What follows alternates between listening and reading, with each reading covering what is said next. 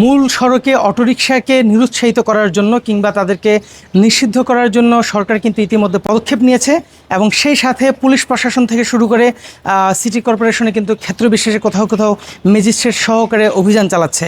কিন্তু মজার বিষয় হচ্ছে যে এই রাস্তার মধ্যে অভিযান চালিয়ে অটোরিকশার চালকদের সাথে ধাক্কাধাক্কি করে কিংবা তাদেরকে বাধা দিতে গিয়ে আন্দোলন সংগ্রাম উস্কে না দিয়ে আমার যেটি ধারণা সেটা হচ্ছে যে গোড়ায় হাত দেওয়া দরকার।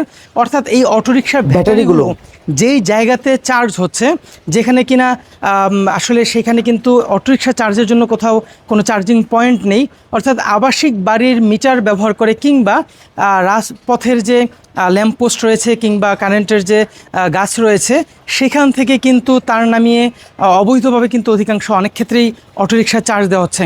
অর্থাৎ সেই জায়গাগুলোতে যদি হাত দেওয়া যায় তাহলে কিন্তু রাস্তায় অটোরিকশার উপস্থিতি নিয়ন্ত্রণ করা অনেকটাই সহজ হবে, যেটি আসলে সরকার কেন যেন জানি না যে এই জায়গাটিতে নজর দিতে পারছে না।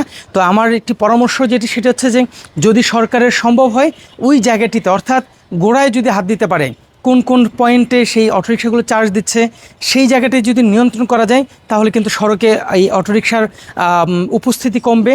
আর আরেকটি বিষয় হচ্ছে যে এই অটোরিকশা যারা চালায় বা অটোরিকশার যিনি মালিক তিনি কিন্তু অটোরিকশার চার্জ দিচ্ছে, এই জন্য কিন্তু ফ্রি দিচ্ছে না, এটা বিনিময়ে তারা টাকা দিচ্ছে। এই টাকাগুলো কোথায় যায়? এই টাকাগুলো যাচ্ছে স্থানীয় যারা মাস্তানি করছে তারা পাচ্ছে, স্থানীয় প্রশাসন পাচ্ছে এবং বিভিন্ন ক্ষেত্রে বিদ্যুৎ বিভাগের লোকজন পাচ্ছে। ফলে যেটি হচ্ছে যে এই টাকাগুলি কিন্তু অসাধু ব্যক্তিদের পকেটে যাচ্ছে, তারা আরও বেশি ক্ষমতাধর হচ্ছে। ফলে এই তাদেরকে জিয়ে রেখে কিংবা তাদেরকে পুঁজি করে এক শ্রেণীর প্রতারক কিংবা এক শ্রেণীর অসাধু ব্যক্তিরা কিন্তু একটি নীরবে অর্থনৈতিক বাণিজ্য করে যাচ্ছে। আর যেটি নিয়ন্ত্রণ করা সম্ভব যদি সরকার সঠিক জায়গায় অর্থাৎ সেই গোড়ার মধ্যে হাত দেয় যে অটোরিকশাগুলো কোথায় কোথায় কোন কোন পয়েন্টে চার্জ হচ্ছে, কোথায় কোথায় এগুলোকে রাতের বেলা রাখা হচ্ছে, সেই জায়গাগুলোতে অভিযান চালালে আমার বিশ্বাস যে সড়কে অটোরিকশার নিয়ন্ত্রণ এবং অবৈধ কিংবা নিয়ন্ত্রণহীন অটোরিকশাগুলো কিন্তু নিয়ন্ত্রণ করা সম্ভব। ধন্যবাদ যারা এই ভিডিওটি এতক্ষণ দেখলেন এবং আপনাদের প্রতি অনুরোধ রইল চাইলে এই ভিডিওটি ছড়িয়ে দিতে পারেন শেয়ারের মাধ্যমে।